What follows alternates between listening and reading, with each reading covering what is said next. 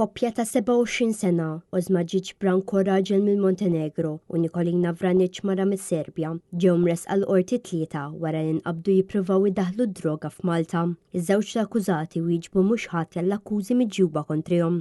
Il-pulizija interċettat lil koppja kif kienu niżlu mill-katamaran li kien ġej minn Sqallija u sabet il-pakketti bid-droga f'kompartimenti sigreti fil-vettura tagħhom li kienu jkonsistu f'kannabis, kokaina u ecstasy, kollha intenzjonati għal kummerċ u mhux għall-użu personali, skont l-investigaturi.